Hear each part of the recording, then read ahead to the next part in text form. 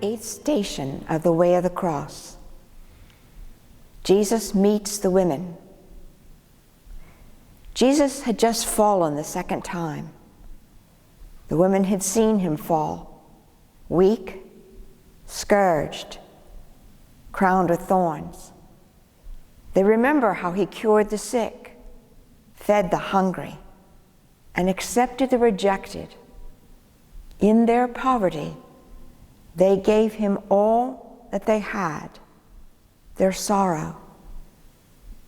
Even in his agony, he comforts them by reminding them to care for the little ones, their children. In this season of prayer, fasting, and almsgiving, Jesus calls us to reach out to the mothers who suffer today, the mothers of sick or disabled children, mothers who are homeless or incarcerated or struggling with addiction, mothers who live with domestic violence or work multiple jobs to pay their rent, sometimes without safe childcare, mothers who live in fear of deportation and separation from loved ones to be returned to a place of violence and abuse. I share stories of 2 mothers I have known. My first encounter was a call from Catholic Charities in Amarillo, Texas. I was one of their foster mothers, and they had a newborn awaiting adoption. Her mother was 16 and knew she was not ready to be a mother. She willingly released her parental rights so her daughter could have parents ready to care for her. Unfortunately, her alcohol use has caused this baby permanent brain damage. I had medical experience, so the little girl came to our family. By the grace of our awesome God, she became our adopted daughter after a year, which was not usually the case with foster families. Her profound needs taught me about discipleship, and her birth mother was contrite when she learned of her baby's disability. My daughter continues to teach me about God's presence in everyone. She has remarkable faith and deep love for the Eucharist.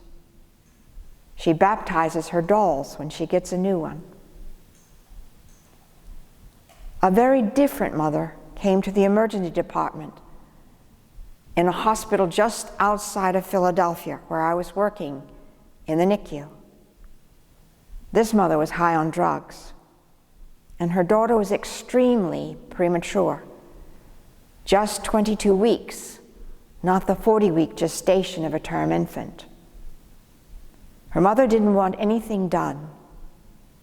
I suggested we take turns holding her.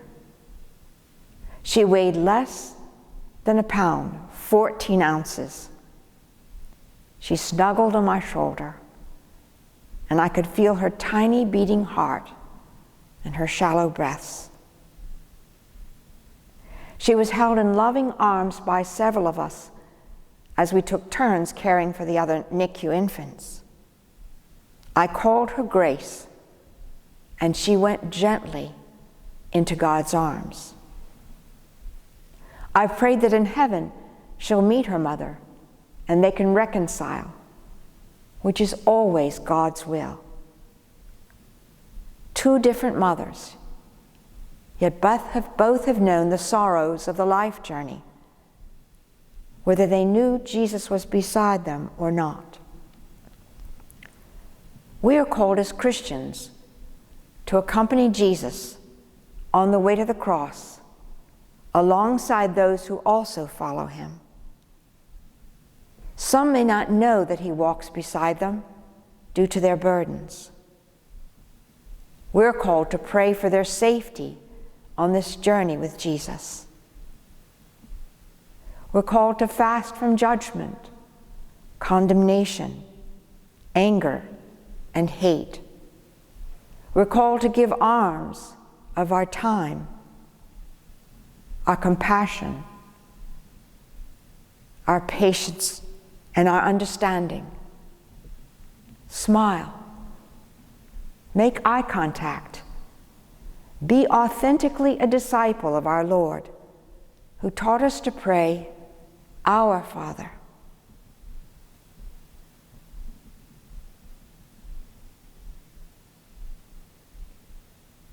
Let us open our eyes and hearts as we follow Jesus on the way to the cross, knowing we are never alone.